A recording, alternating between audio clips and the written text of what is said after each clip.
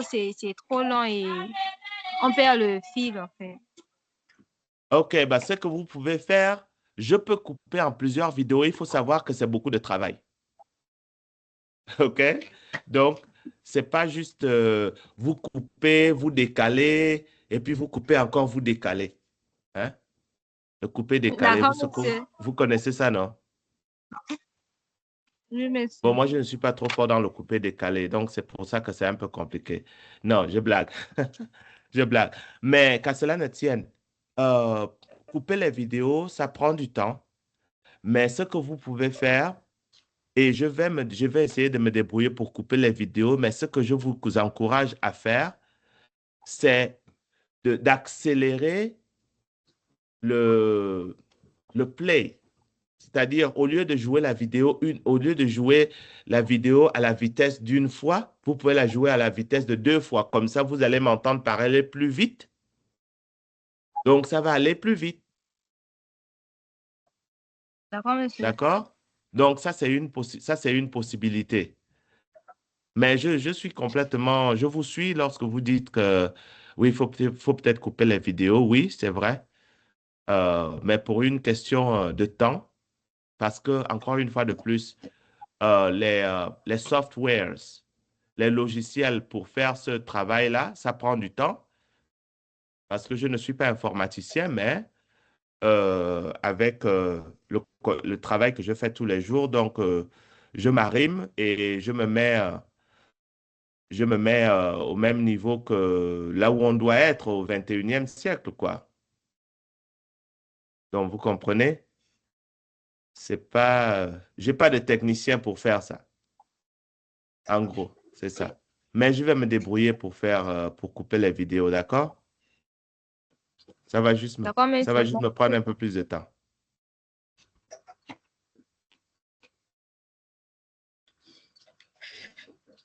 Donc là, il faut aller voir votre président de l'université. Vous lui dites que, mais vraiment, on donne trop de travail à monsieur, il faut augmenter son salaire. Hein? D'accord. All right, OK. Alors, la salle de classe, eux, ils sont rendus à quel niveau? Vous avez de leurs nouvelles? Mais c'est pas encore. Nous allons commencer. Il est 7h41. On aurait dû commencer à 7h30. Donc, les gens sont en retard. Nous allons commencer et nous allons commencer avec le TD. Donc, vous avez votre TD, n'est-ce pas?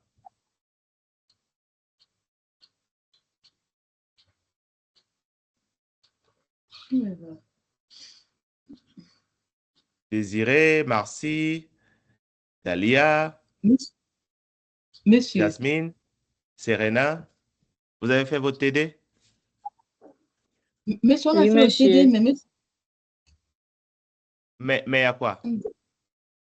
monsieur, le TD là, c'est pas le même TD qu'on envoie Si, si, avant. si. Si, si. On corrige encore. Mais oui, non. On corrige à cas.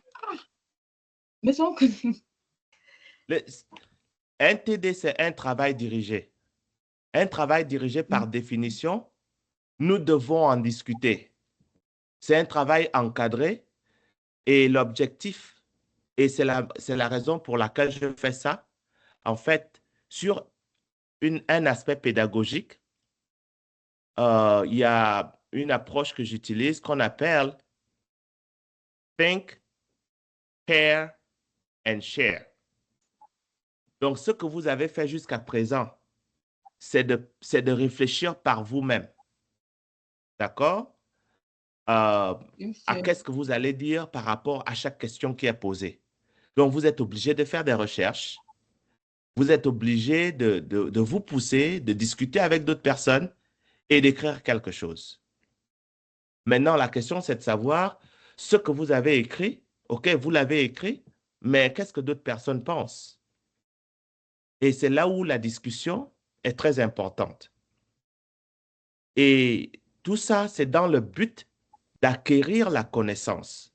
Donc, mon but, ce n'est pas simplement de venir ici, faire le bavardage et puis après, lorsqu'on a terminé le cours et que le semestre est passé, que l'année prochaine, vous ne savez même pas ce que c'est que l'immunité passive, vous ne savez pas ce que c'est que l'immunité active, artificielle, naturelle, les vaccins, comment ça marche, l'immunité collective.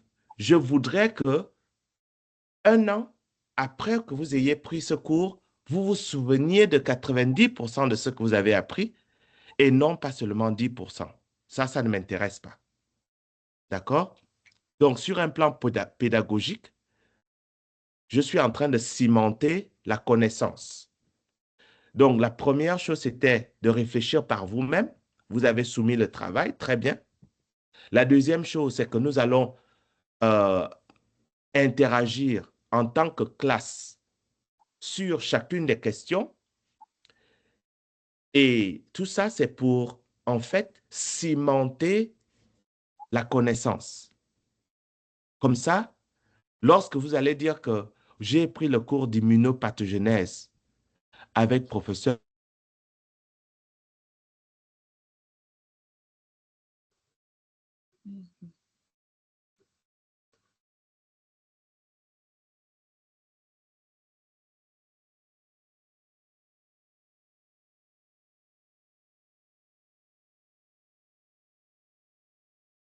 que j'ai appris quelque chose que vous avez véritablement. Vous me suivez? Oui, monsieur. OK. Donc, mon objectif, ce n'est pas simplement de survoler le cours. Mon objectif, c'est que vous maîtrisiez le cours pour que lorsque vous allez continuer en biomède, en biotech, vous soyez des gens capables de dire avec confiance que je connais tel aspect. Et c'est ce qui va faire de vous de bons chercheurs, de bons techniciens, selon ce que vous voulez faire. Alors, donc, effectivement, on va faire le TD. Pour ceux qui n'ont pas encore soumis le TD, vous avez jusqu'à minuit aujourd'hui pour soumettre ce TD-là. D'accord, monsieur. Mhm. Donc, je vais peut-être...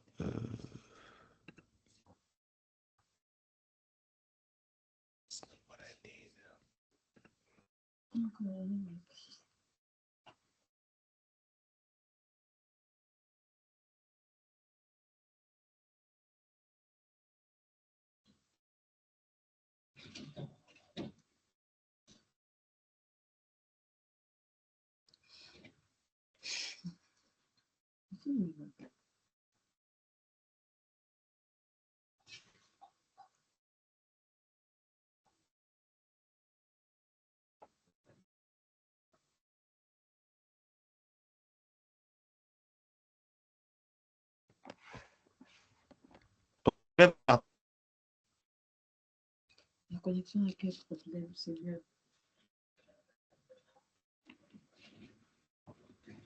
Si la connexion vous joue des tours, vous aurez toujours cet enregistrement, donc vous n'aurez pas raté grand-chose. C'est le direct que vous aurez raté, mais vous aurez cette présentation. Alors, vous pouvez voir mon écran? Oui, monsieur. Oui, monsieur. Oui, monsieur. Ouais. OK.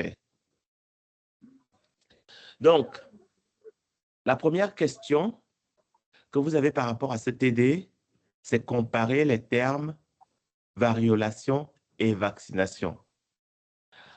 En quoi sont-ils similaires et en quoi sont-ils différents? En réalité, lorsque vous lisez cette question, comment vous allez aborder cette question-là?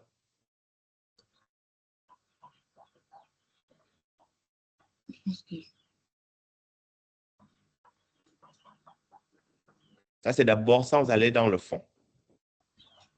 Quand on vous dit de comparer, qu'est-ce que vous faites? Monsieur, on définit d'abord. Oui, très bien. Ensuite,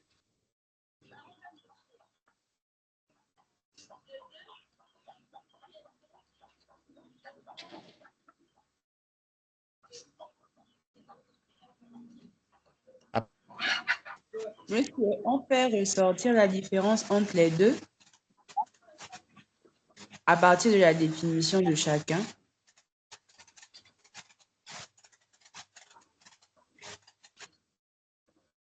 Vous allez avoir des filtres. Hein? Autre chose?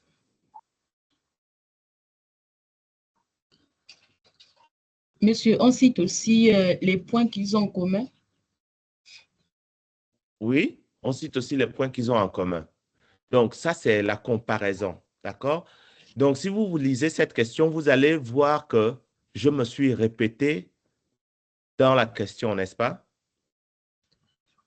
Monsieur. Oui. Et la raison pour laquelle je me suis répété, c'est que malheureusement, certains d'entre vous ne comprennent pas que lorsqu'on demande de comparer, on demande en fait de souligner quelles sont les similarités et quelles sont les différences. Donc, du coup, cette deuxième partie de la... Du coup, cette deuxième partie du texte n'a pas lieu d'être. Mais parce que je veux m'assurer que quelqu'un ne vienne pas dire que, monsieur, je n'ai pas compris la question, j'ai mis ces deux parties-là pour que quelqu'un ne vienne pas juste placer la définition et puis placer les similarités et ne pas parler des différences. Donc, en incluant ça, en quoi sont-ils similaires et en quoi sont-ils différents? Vous êtes obligé d'en fait répondre à toute la question. Donc, ça, c'est un aspect pédagogique que je voudrais que vous compreniez. D'accord? Et une fois que je suis sûr que, alors, tout est bien, vous comprenez bien comment répondre aux questions, à ce moment-là, je n'aurai pas à mettre cette deuxième partie. Par exemple, lorsque j'écris l'examen, après le TD, et que je vous pose une question similaire à celle-ci, je ne vais pas mettre la deuxième partie. Et c'est à vous de comprendre que comparer veut dire souligner les aspects similaires et les aspects différents. Ceci dit, on va revenir à la question.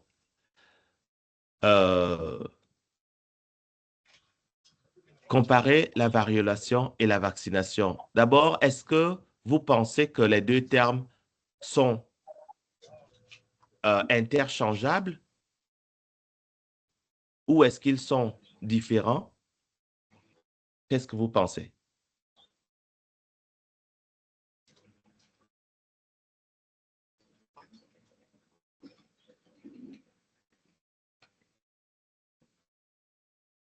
Monsieur, moi, Monsieur, je je pense pense que que les deux. Il y a une personne à la fois. Qui veut Monsieur, commencer? je pense que les deux thèmes sont. Qu'est-ce que vous avez dit?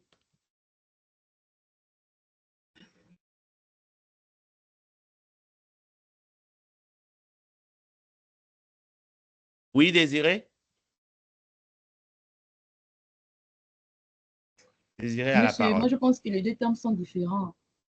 Les deux termes sont Monsieur, je différents. disais que je pense. Oui. Oui, je vous suis. Je pense que les deux thèmes sont différents parce que la variole, c'est un virus en fait. La variole, c'est un virus et la vaccination, c'est un aspect. En fait, c'est ce qu'on utilise pour pouvoir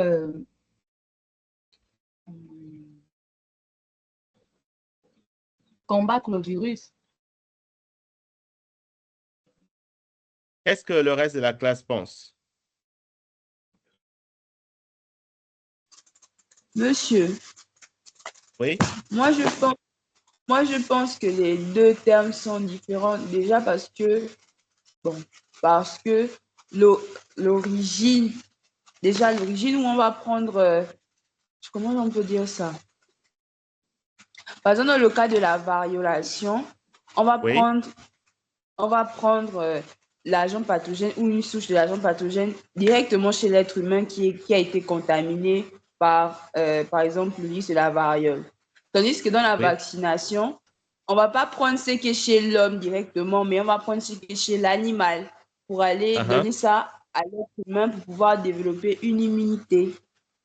Donc, c'est un peu ce que je dis, que les deux sont différents au niveau de la source où on prend l'agent pathogène. OK. Donc, au niveau de la source, d'accord? Très bien. Désiré veut dire quelque chose. Il y a la main levée. Non, monsieur. OK. Donc, il faut baisser la main alors.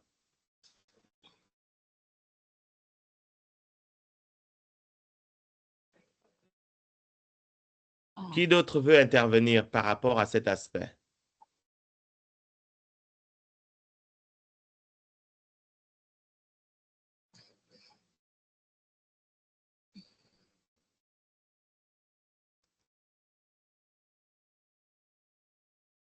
Quelqu'un d'autre veut intervenir par rapport à cet aspect?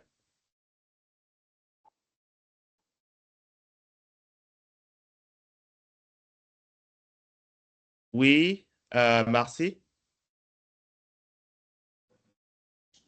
Et Désiré, Monsieur, votre main est toujours pour levée. moi, je pense, Oui, allez-y. monsieur, moi, je pense que les deux termes ont une similarité vis-à-vis de leur objectif parce que l'objectif de la variolation et de la vaccination, c'est de conférer une immunité à celui à qui on va l'injecter. Maintenant, Oui. la différence entre les deux, c'est que la variolation, c'est du genre, c'est le vaccin seulement pour la variole, uniquement pour la variole. Alors que quand on parle de vaccination, c'est pour tout type de pathologie. OK.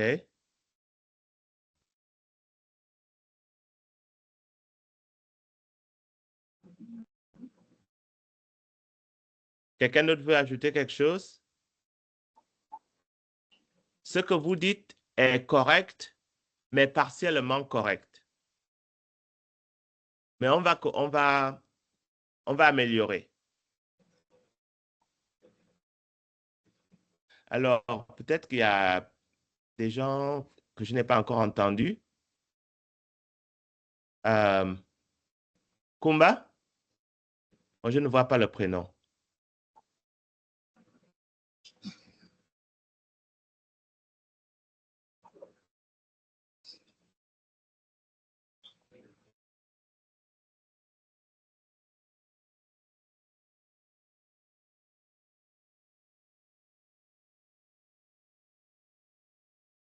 Kumba?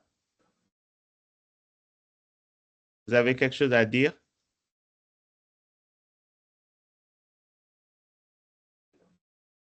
Moi, monsieur, je me demande si c'est moi. Oui. Mais monsieur, j'ai répondu. Je pense que j'avais... OK, d'accord. Donc, alors, vu que tout le monde a intervenu.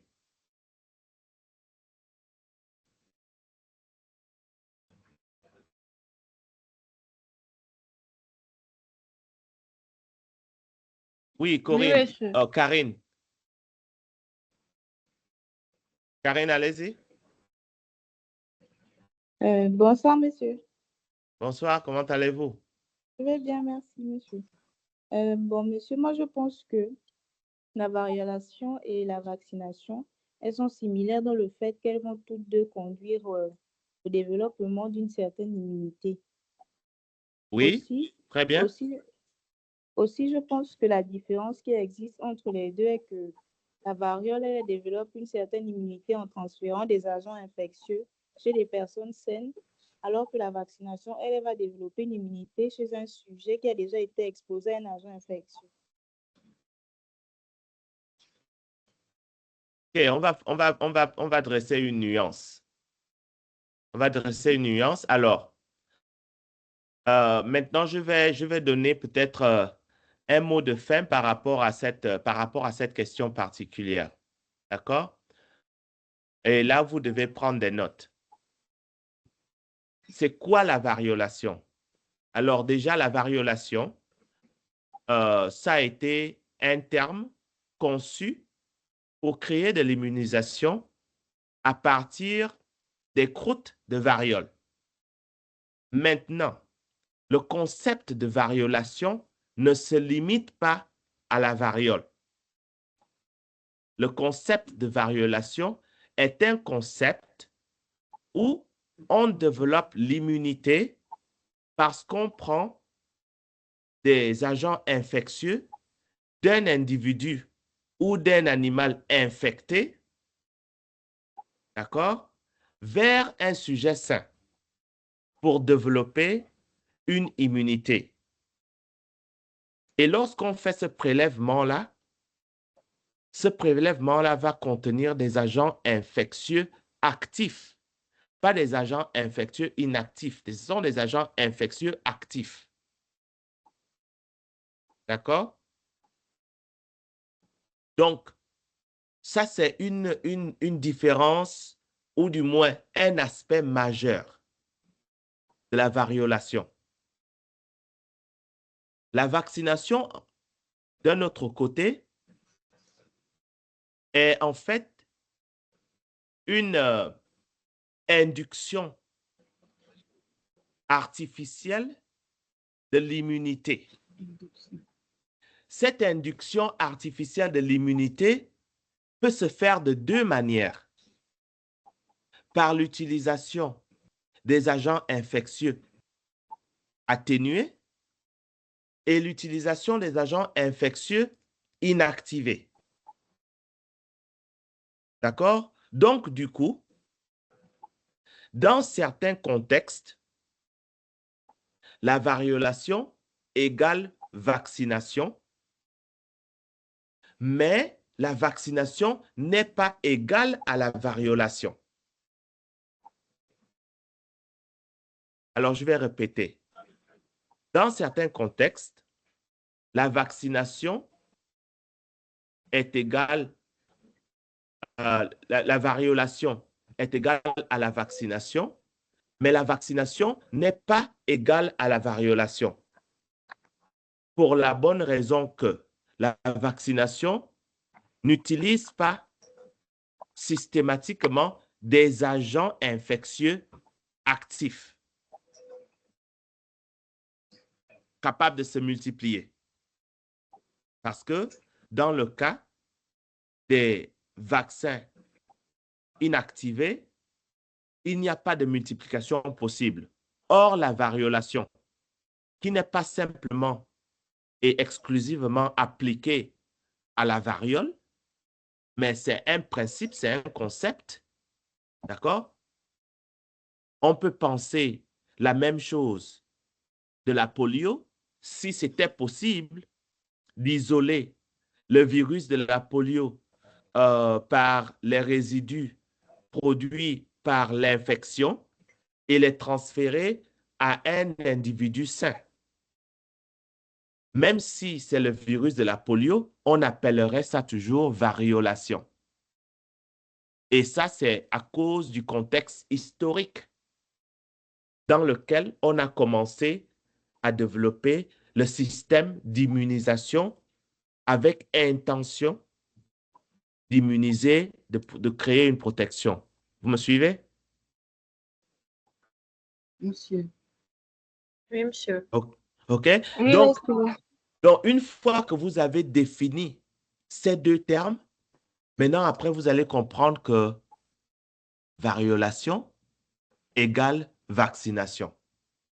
Mais vaccination n'est pas toujours égale à variolation. Dans certains contextes, oui. Dans d'autres contextes, non. Y compris le contexte des vaccins inactivés. Après, on peut dire beaucoup de choses, mais on va s'arrêter à ce niveau-là. D'accord? D'accord, monsieur. Et là, vous comprenez pourquoi la discussion autour du TD était importante? Monsieur. Oui, Oui. monsieur.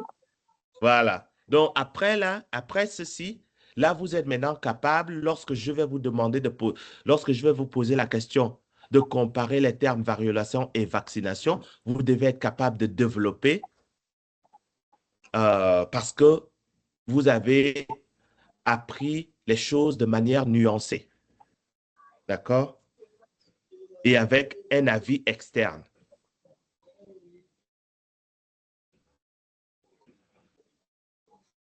OK. Est-ce qu'il y a des ombres, des zones d'ombre?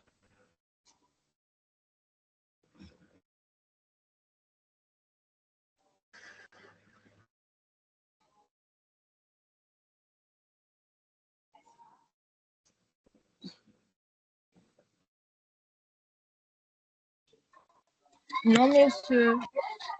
OK. Donc, nous allons passer à la question suivante. Qui Monsieur, est des... Oui, oui, allez-y. excusez-moi, monsieur. Excusez-moi, monsieur. Oui. Moi, j'ai une question. Quand on dit agent atténué, c'est un agent actif, un Très agent bonne infectieux. question. Très bonne question. Alors, on va poser la question à la classe. La classe, qu'est-ce que vous pensez? Est-ce qu'un agent atténué est un agent actif?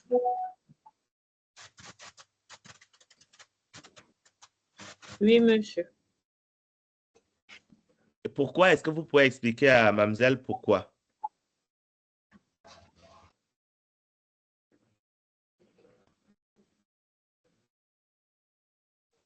Monsieur, moi je pense que un agent atténué est un agent actif parce que lorsque on utilise un vaccin atténué, on dit que l'agent s'est multiplié à l'intérieur du corps et peut causer des maladies en cas Très d'immunodépression bien. chez le sujet.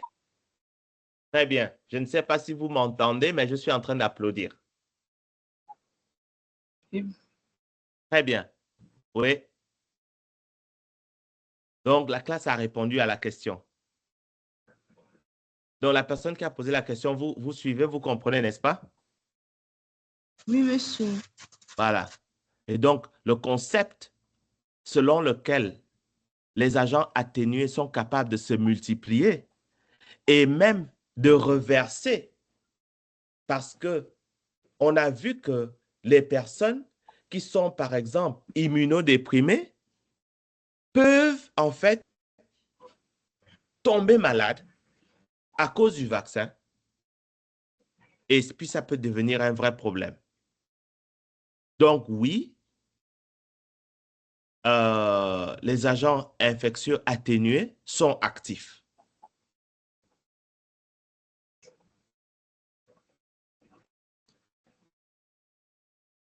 Donc, on peut avancer avec votre permission. Monsieur, il y a une Monsieur. main qui est levée. Oui. OK. Alors, c'est Monsieur, laquelle la main qui est levée? la main.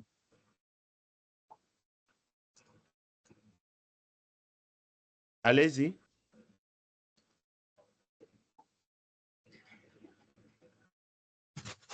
Monsieur, c'est la main de Désir. OK. Désiré, vous avez une Monsieur, question?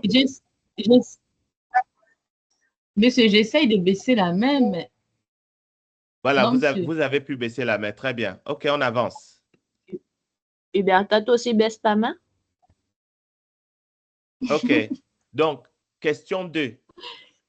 Expliquez la maladie hémolytique du nouveau-né. Alors, ça peut être une longue réponse, mais on va essayer d'être bref. Et ça, c'est des choses que je pourrais vous poser comme question à l'examen. OK? Donc, toutes les questions que vous voyez là, c'est des questions qui pourraient venir à l'examen sous une forme ou une autre. Donc, est-ce que quelqu'un peut expliquer la maladie hémolytique du nouveau-né? Oui, monsieur. OK, allez-y. Monsieur, la maladie hémolytique du nouveau-né, c'est c'est une maladie qui se produit lorsque le système immunitaire de la mère produit des anticorps contre les globules rouges du fœtus. Voilà. Simplement. Très bien. Donc, est-ce que c'est clair pour tout le monde? Oui, monsieur. OK. Donc, on va passer à la troisième question. L'aérogame. C'est quoi la nature moléculaire d'aérogame? Et d'ailleurs, ça, c'est l'orthographe qui a été donné par la compagnie qui a développé ces anticorps-là. D'accord?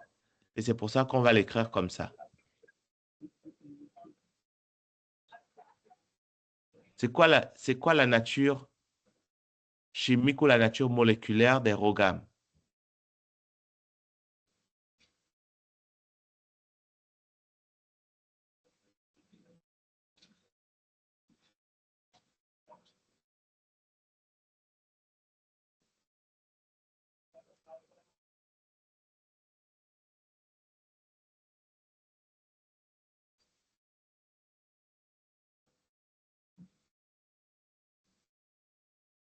Un volontaire pour commencer à adresser cette question? Monsieur, Oui? les ROGAMA, ce sont des anticorps immunoglobulines G. Oui? Ces Qui anticorps, sert à prévenir. Mhm. Ce sont des Allez-y. anticorps immunoglobulines G qui servent à prévenir une maladie hémolytique. Oui? Chez le Et qui sont nouveau-né? administrés. Oui, Oui, chez le allez-y. nouveau-né, Mhm. et il est administré à une femme enceinte qui a des registres négatifs. OK, très bien. Question? Les immunoglobulines ont quelle nature chimique?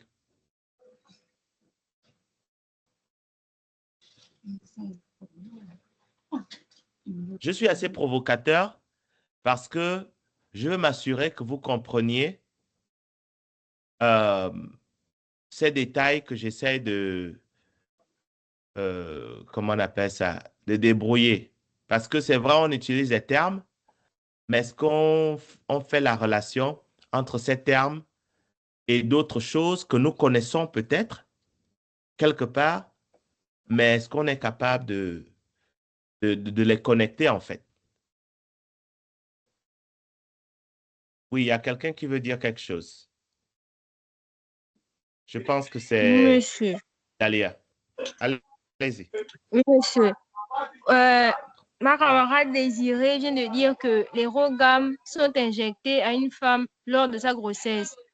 Tandis que la dernière fois, Oui. vous aviez dit que les ROGAM sont injectés 72 heures après l'accouchement. J'ai dit Donc, la femme n'est plus après, enceinte. j'ai dit après la, Pas, j'ai dit alors après je vais la, corriger. la- Je vais corriger. Pas 72 heures, c'est dans les 72 heures. C'est différent. On ne les injecte pas à 72 heures, on les injecte dans les 72 heures. Est-ce que vous comprenez la différence? Oui, monsieur. Monsieur, Ok, qu'est-ce que vous comprenez? Expliquez-moi. Monsieur, moi, je comprends que, bon, j'ai juste intervenu parce que, vu qu'elle a dit qu'elle n'a pas dit ça, mais moi, j'ai entendu qu'elle a dit que les ROGAM sont injectés lorsque la mère est encore enceinte. Du coup, je tenais à dire que ce que moi j'ai noté, c'était pas ça, parce que moi j'ai noté que les ROGAM sont injectés dans les 72 heures après la naissance du premier bébé. Donc là, la maman n'est plus enceinte. Oui, absolument. Mais par contre, lors de la deuxième grossesse, c'est là où, au-delà de la première injection, lors de la première couche, d'accord? Dans les 72 heures. Et lorsqu'on dit dans les 72 heures, c'est que vous ne devez pas passer les 72 heures sans avoir reçu au moins une dose de ROGAM. D'accord? Donc, lorsque D'accord, la monsieur. dame tombe encore enceinte, que la dame, elle est rhésus négative, le fœtus est rhésus positif, on fait également un suivi de la dame pendant qu'elle est enceinte.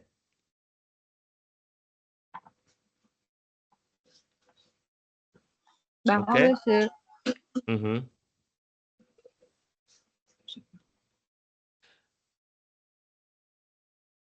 Donc, je vais revenir à la question très basique de quelle est la nature moléculaire, la nature chimique des ROGAM. C'est vrai, ce sont des anticorps, ce sont des immunoglobulines, mais qu'est-ce que ça veut dire en termes chimiques?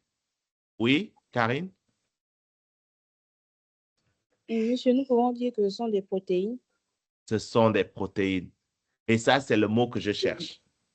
Ce sont des protéines. Et ça, vous devez savoir que les immunoglobulines, ce sont des protéines. Vous savez, ça, je suis la personne la plus heureuse au monde. OK? C'est très bien. OK. Donc, vous avez dit quelle est la nature chimique des ROGAM. Vous pouvez me dire que oui, ce sont des anticorps. Je vais dire que OK, c'est très bien, mais je vais vous dire que ce n'est pas assez.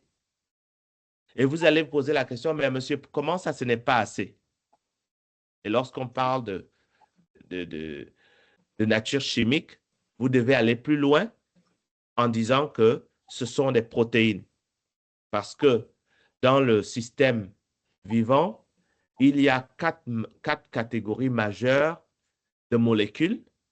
D'accord? Vous avez les protéines, les lipides, les acides nucléiques et les sucres, les carbohydrates, les hydrates de carbone. Bon, je pense que c'est comme ça qu'on dit ça en français. Les hydrates de carbone. D'accord? Alors, donc, on a élagué cette question-là. Est-ce que la question-là, elle est claire pour tout le monde?